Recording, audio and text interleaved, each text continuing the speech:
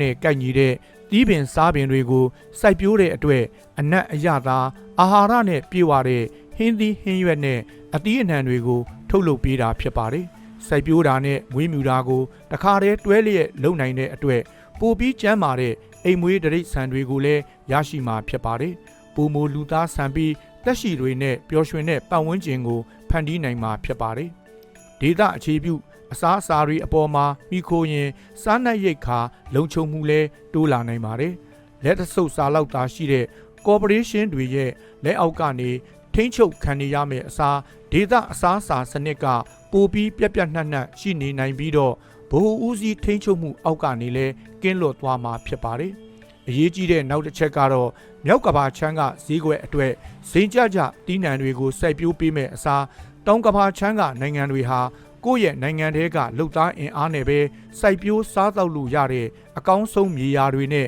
ဒေသတွင်းစားနပ်ရိက္ခာလိုအပ်ချက်ကိုဖြည့်တင်းပေးဖို့အားပေးတာကပိုပြီးကောင်းပါတယ်။ဒါဆိုရင်အစာရေစာငတ်မွတ်ခေါင်းပါမှုနှုံးတွေလည်းရော့ကျသွားမှာဖြစ်ပါတယ်။ကမ္ဘာအစားအစာထုတ်လုပ်မှုစနစ်ကစိုးကျိုးတွေရှိတယ်ဆိုတာကိုသိတဲ့လူတွေအများကြီးရှိတယ်ဆိုပေမဲ့ရှိဖို့တော့လိုအပ်တယ်။ဘာကြောင့်လဲဆိုရင်အများကြီးထုတ်လုပ်ပေးနိုင်ပြီးဈေးပေါပေါနဲ့ဖြတ်ဖြူးရောင်းချနိုင်လို့ပဲဖြစ်တယ်လို့ယုံကြည်နေတဲ့လူတွေလည်းရှိပြန်တယ်